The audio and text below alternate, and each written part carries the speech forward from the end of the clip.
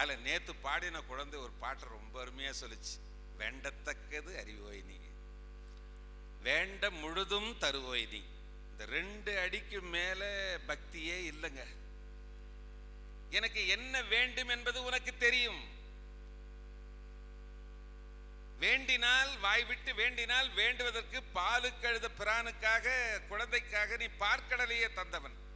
எனவே நீ எதை அருளுகிறாயோ அதுதான் எனக்கு வேண்டுமே தவிர எனக்கென்று ஒரு தனியான விருப்பம் கிடையாது. நீ அருளுவதுதான் என் விருப்பம்னு அந்த பாட்டு முடியும். இது போலத்தானே பக்தி பாட்டெல்லாம் எழுதுவாங்க.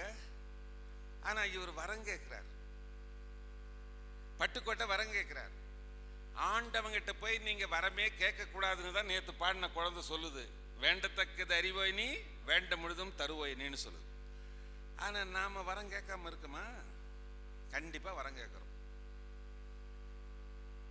என் பொண்ணுக்கு இன்னும் வயசு ஏறிக்கிட்டே போகுது ஆண்டவா, அது உங்களுடைய மனக்குறை தான், நான் இல்லைன்னு சொல்லலை. ஆண்டவங்களை தானே நம்ம முறையிட முடியும், அவர் தானே அதை நிறைவேற்றி வைப்பார். நண்பர்கள் என்று சொல்லுகிற இடத்துல நம்ம முறையிட்டாலும் கூட அவர் வெளிக்கு பரிதாபமாக கேட்பது போல நடிப்பார்களே தவிர உள்ளுக்குள்ளே சிரிப்பார்கள் என்று சொல்லாமல் இருக்க முடியாது. இன்னைக்கு காலம் அப்படி மாறி போயிட்டு. ஒருத்தன் கேட்டான், எனக்கு அறை முழுவதும் தங்கம் வேணும்னு கேட்டான். அடுத்தவன் கேட்டான், எனக்கு அறை முழுவதும் வைரம் வேணும்னு கேட்டான்.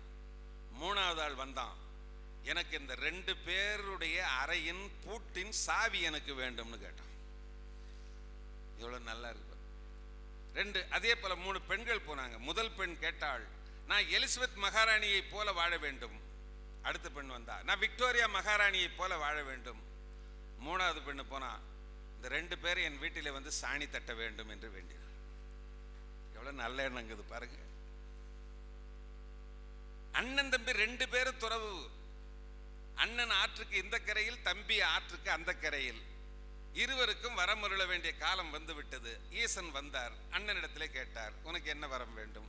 அண்ணன் தனக்கு என்னது வேண்டும் சொல்லாமல்ல, எதிர்கரையிலே என் தம்பி இருக்கிறான், அவன் என்ன வரம் கேட்கிறானோ அது போல எனக்கு 2 மடங்கு வரம் வேண்டும்னு கேட்டார்.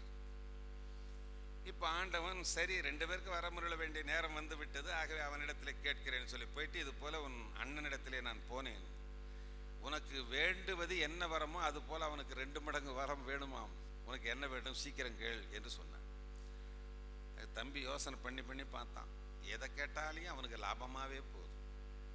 நான் 1 கோடி கேட்டா அவனுக்கு 2 கோடி, நான் ஒரு தீவு வேணும்னு கேட்டா அவனுக்கு 2 தீவு, நான் 1 மில்லு வேணும்னா அவனுக்கு 2 மில்லு, நான் 1 கார் கேட்டா அவனுக்கு 2 கார், எதெல்லாமே 2 அவனுக்குள்ள அதிகமான லாபமா போச்சு. சரி சாமி அப்படி கொஞ்சம் நேரம் உட்காருங்க, நான் யோசனை பண்ணிட்டு சொல்றேன்னார். ஆண்டவனே போய் பக்கத்துல இந்த பாறை மேல போய் உட்கார்ந்துக்கிட்டார், பாபா மாதிரி. அப்புறம் தம்பிக்காரன் கேட்டான் பாருங்க ஒரு வரம், ஆண்டவா நான் யோசித்து பார்த்தேன், கடைசியில எனக்கு இந்த வரம் தான் கேட்க தோன்றுகிறது, எனக்கு ஒரு கண் போக வேண்டும் என்று வரம் கேட்டான். அப்ப இவனுக்கு 1 கண் போனா அண்ணனுக்கு எத்தனை கண்ணு போகும்? 2 மல்லவா போகும். இதுவா வரும், இதுவா வரும். தில்லை அம்பல நடராஜா, செழுமை நாதனே பரமேசா, அல்லல் தீர்த்தாண்டவா, வா வா அமிர்தானவா. தில்லை அம்பல நடராஜா, செழுமை நாதனே பரமேசா. கேட்கிறார் பாருங்க வரோம். எங்கும் இன்பம் விளங்கவே, எங்கும் இன்பம் விளங்கவே அருள் உமாபதி, எங்கும் இன்பம் விளங்கவே அருள் உமாபதி. எளிமை அகல வரம் தாவா அமிர்தானவா, எளிமை அகல வரம் தாவா வளம் பொங்கவா. தில்லை அம்பல நடராஜா, செழுமை நாதனே பரமேசா. எங்கும் இன்பம் விளங்கணும். எளிமை அகல வரந்தான, எளிமைனா ஏழ்மை, பாவர்ட்டி என்ற ஆங்கிலத்தில் சொல்லுகிறார்களே, எளிமை.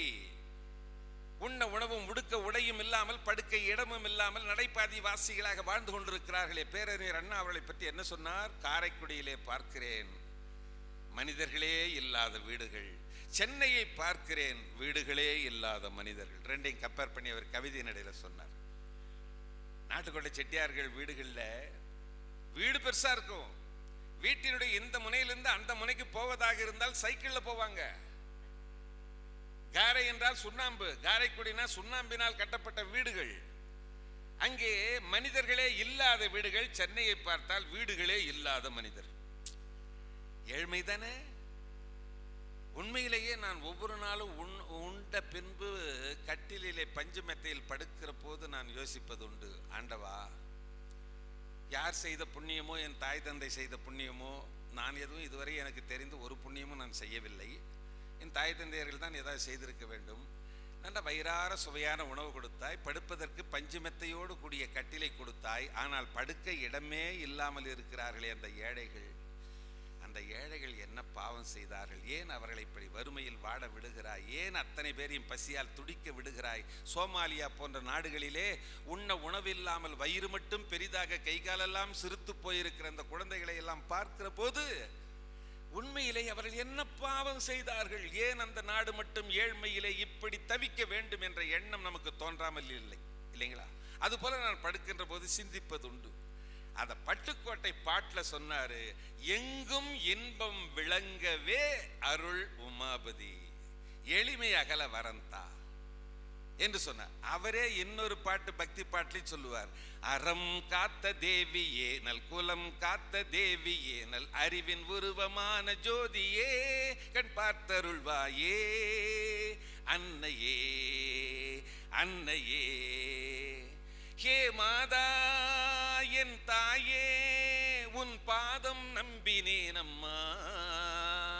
ஹே மாதா என் தாயே உன் பாதம் நம்பினேன் அம்மா.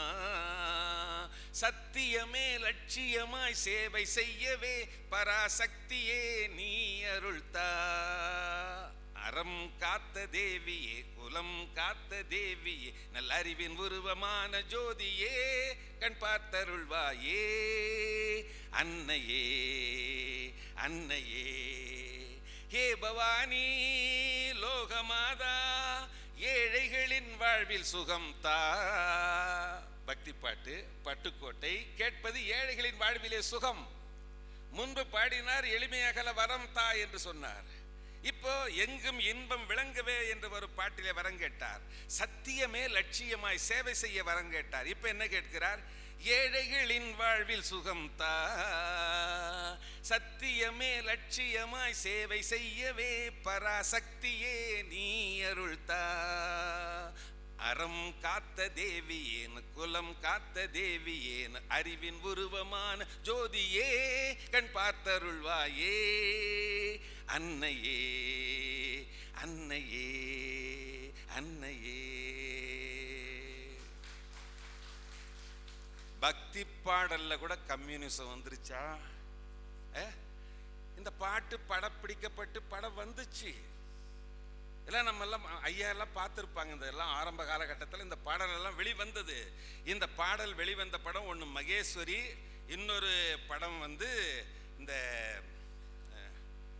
ரெண்டுமே ஒரே படம். இன்னொரு படம் தில்லையம்பல நடராஜா, எனக்கு பாடம் தெரியல படம். ஆனால் இது மட்டும் அறம் காத்த தேவியை வந்து மகேஸ்வரி என்ற படத்தில். அப்போ அவர் தெய்வம் இருக்குன்னு ஒத்துக்கிறாரா இல்லையா? கடவுள் மறுப்பு கொள்கை தான் பட்டுக்கோட்டையுடைய உண்மையான நிலவரமா?